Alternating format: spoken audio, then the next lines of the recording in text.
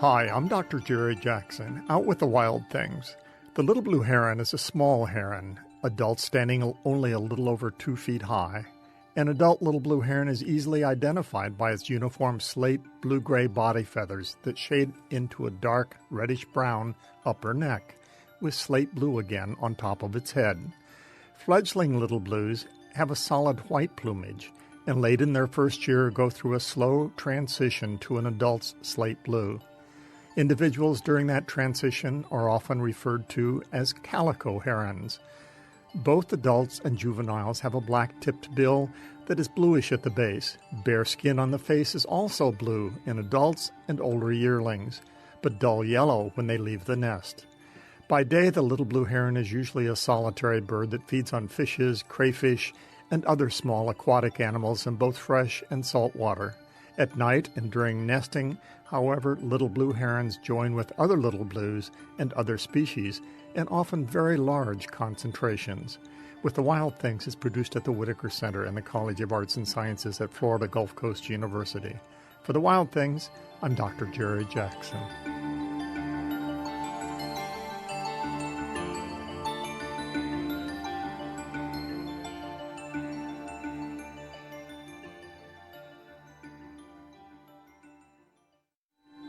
Hi, I'm Dr. Jerry Jackson, out with the wild things. The little blue heron is a southern bird, most common from East Texas, all of the states bordering the Gulf of Mexico and southern Atlantic coast, but regularly nesting in the sliver of Atlantic coast from Virginia to southern Maine. It also nests south of our border in the Caribbean, Mexico, and into northern South America. During nesting, little blue herons nest in colonies that can include many species and dozens to thousands of little blue herons. Nests are placed in small trees and shrubs, and each nest is a flimsy platform of sticks built in 2 to 3 days. Each male ardently defends a territory extending about a yard from his nest. But he has to take time out to eat, and when he's gone, neighbors often steal twigs from his nest, sometimes dumping chicks or eggs to the ground. With the buildup of cattle egrets in North America in the 1950s, little blue heron nesting populations declined in some areas. Cattle egrets build similar nests and can feed nearby, while little blue herons have to fly to the nearest water to find food. Cattle egrets are experts at nest twig theft, and little blue herons are often their victims. With the Wild Things is produced at the Whitaker Center and the College of Arts and Sciences at Florida Gulf Coast University. For the Wild Things, I'm Dr. Jerry Jackson.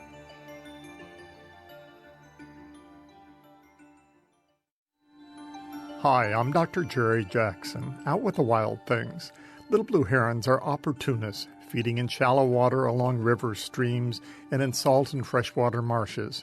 Their nesting coincides with the beginning of the dry season in Florida, a time when waters are receding and fishes become concentrated in pools that are increasingly shallow.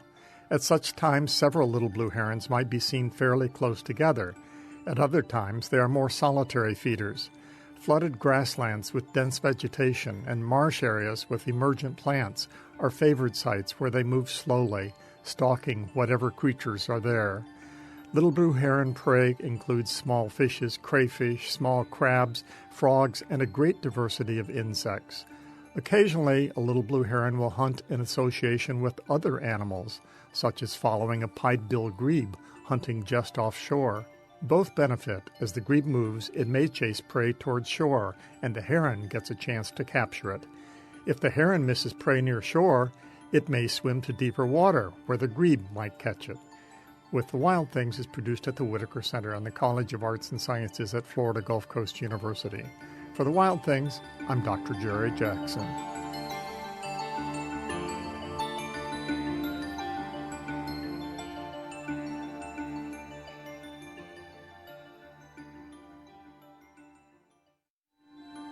Hi, I'm Dr. Jerry Jackson, out with the wild things. Little blue herons were among the lucky species in the late 1800s when egrets, long filamentous feathers on the back of most herons and egrets during the breeding season, were sometimes worth their weight in gold as adornments for ladies' hats. Little blue herons are unusual among herons in that they do not grow egrets. But little blue herons do have special breeding plumage. elongate, pointed gray feathers on top of the head, and long, narrow, pointed feathers that grow on their back. So hunters often passed them by, and little blue herons were never endangered. Today, however, other factors threaten the little blue heron and other wetland wildlife. Foremost among the threats is the loss of wetland habitats, but plastic bags, nylon fishing line, and other accompaniments of modern society that end up in wetlands all take a toll. So too do pesticides, oil, and other pollutants. The little blue heron is a resilient species and remains an interesting and beautiful survivor for now. With the Wild Things is produced at the Whitaker Center and the College of Arts and Sciences at Florida Gulf Coast University. For the Wild Things, I'm Dr. Jerry Jackson.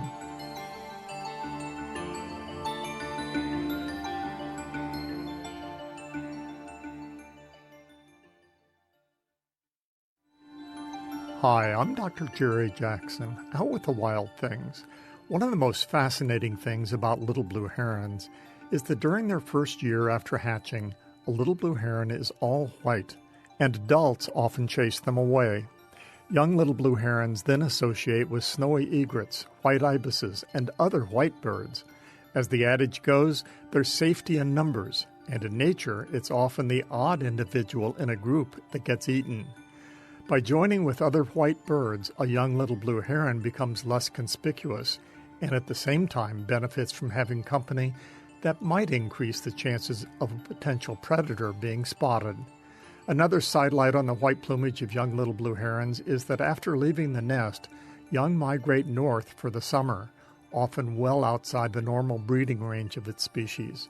In the fall, those young return south to breeding areas, never to go north again.